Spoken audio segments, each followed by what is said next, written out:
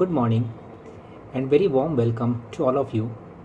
I, myself Dr. Mahavir Modi, I am a pulmonologist working at Ruby Hall Clinic, Pune. I appeal certain things which should be done for each and every one of us to stay away and stay protected from this COVID-19. This is like an entirely new world. It's like we slept and we got up and it was a definitely new world. It's a new world where initially the language of love was touch, and now the language of love is not touching. Initially we all wanted to be socially active, and now we all want to be socially isolated. So on the basis of this COVID-19, as a pulmonologist, I feel we all should basically help our government by staying at home. There are different instances where it is said that because of the summer season in India, or because we people are already so much immune because of the viral infections, that we won't get infection. But they are all myths, and it is not going to be true at all. We all can get infected.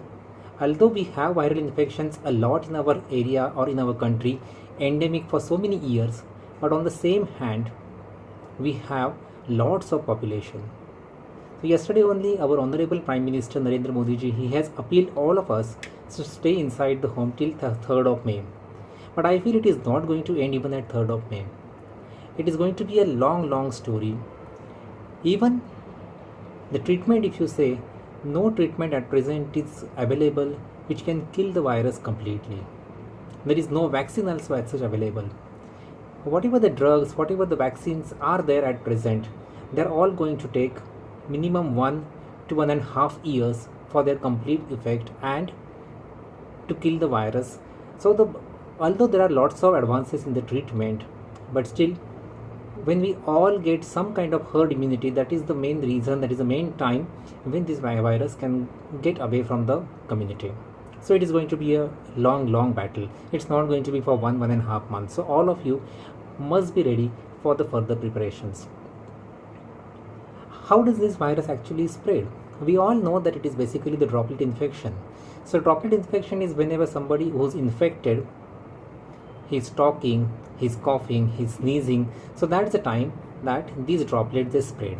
These droplets, they can directly be inhaled by the susceptible individual, or they can deposit over the surface, and from the surface, if we touch the surface and by chance take our hand towards the nose or to the mouth, and then the virus gets entry in our body. So what we have to do is we have to compulsorily use mask. Now which kind of mask, there are lots of debate about this, but whatever I feel, the homemade handmade masks which can be made at house, they are very well to be can be used. Second thing is we have to keep social isolation. The virus also spreads a lot by the digestive tract. So the patient who is asymptomatic carrier, so the main thing about this virus is that the person who's having infection, he may not be having any symptoms.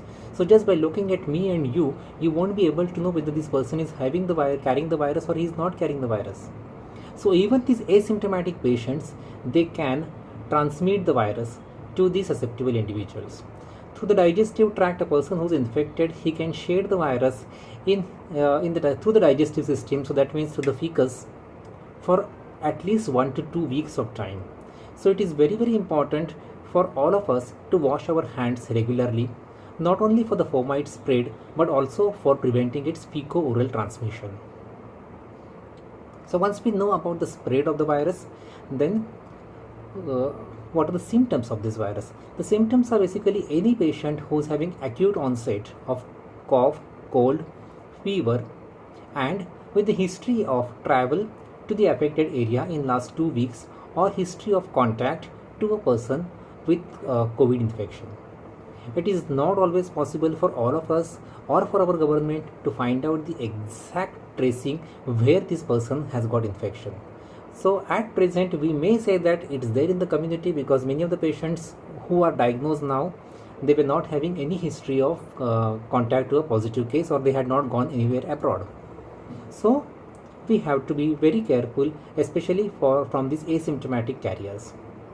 As government has already appealed us for downloading this Arogya Setu app, I also will urge all of you to download this app, because this can give you an information about whether you had any contact with any patient who was just nearby to you around 2 days back, 3 days back, when you had gone for a market, or when you had gone for some outside emergency work, and that time you were in contact with this particular individual, and that can be tracked through this app.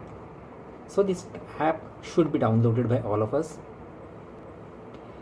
Now the main part, don't get panic. There is no reason absolutely to be anxious about this, because it's 85% of the infected individuals, they will be absolutely just like your normal common cold, cough, flu, that's it. Rest 15% of the individuals, they can get pneumonitis, they can get involvement of the heart, involvement of the kidneys, and out of these 15%, say maybe 4 to 5% of the patients will need ICU. The mortality of the virus is around 2 to 3%, although at present in India and in Maharashtra particularly, the mortality seems to be high. So my urge to all of you is, those who have cold, cough, fever, don't get panic. You can call me, you can call your family physician, and then take help from that particular doctor. It is not required for all of you to urge to immediately go to Naidu Hospital or to Sassoon Hospital and get your swab test done. So swab test is at present done for only those who are having pneumonia and those who are admitted inside the hospital, not for OPD patients. So again, stay home, stay safe, and we have to win this war against COVID-19. Thank you so much for your patient listening.